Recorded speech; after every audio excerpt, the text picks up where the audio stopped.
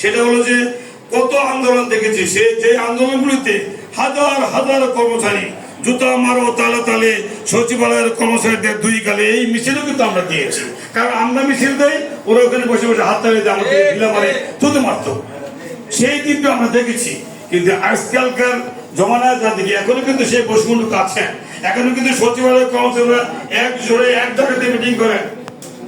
Leadership কিনে একটা bike করছে, নাম দিয়েছি লিডার অফ কি দিছে, ফেসবুক ইয়াতে একটা ওই হোয়াটসঅ্যাপ গ্রুপ খুলেছে, লিডারশিপ লিডার অফ না লিডার অফ কিছু আসে না, একটা লিডারশিপ লিডার গ্রুপ লিডার মানে লিডারদের একটা গ্রুপ। তো ভাই লিডারদের গ্রুপ করে না চাই করেন, সচিবালয়ের বাইরে যে সমস্ত কর্মচারী আছে ওরা যদি মাঠে না নামে তাহলে আপনার ডাকে কি সরকার আপনাকে আন্দোলন দিবে?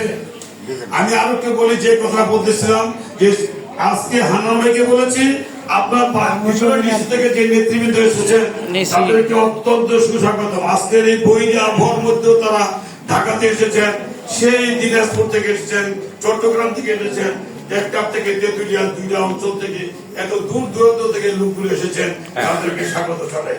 আর যারা ঢাকাতে বসে আছেন, আজকে এই ছুটির দিনে কিন্তু মিটিংটা দেওয়া হয়, শুধু ঢাকার কর্মচারীরা যেন এই মিটিং গুলোতে অংশগ্রহণ করতে পারে। প্রত্যেকের বউ নিয়ে বসায় ঘুমায়, আর আমরা মনে হয় মেয়ে লোক বিয়ে করি না, আমরা মনে হয় পুরুষ লোক বিয়ে করেছি। এসেছি, আপনি কি পুরুষ লোক বিয়ে করেছেন না মেয়ে লোক বিয়ে করেছেন?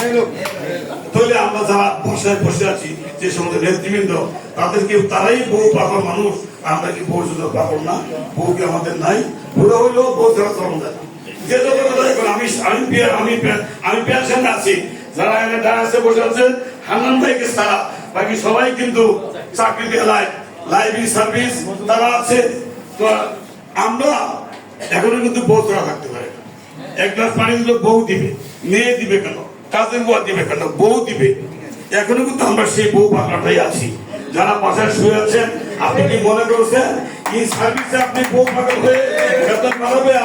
আমি বাসায় চিল্লাবো, আমরা যারা পেনশনের লোক আমরা বাইরে যেয়ে চিল্লাবো, আর আপনি বাসায় বসে বসে বসে থাকবেন যে আমার চাকরিতে এমনি আসবে। সেই রাজধানী দিঘির কথা, আপনি প্রত্যেকে এক লোটা করে দুধ দিয়ে আসবেন, তো সবাই তো দুধ নিয়ে আসবে, আমি এক লোটা পানি নিয়ে যাই,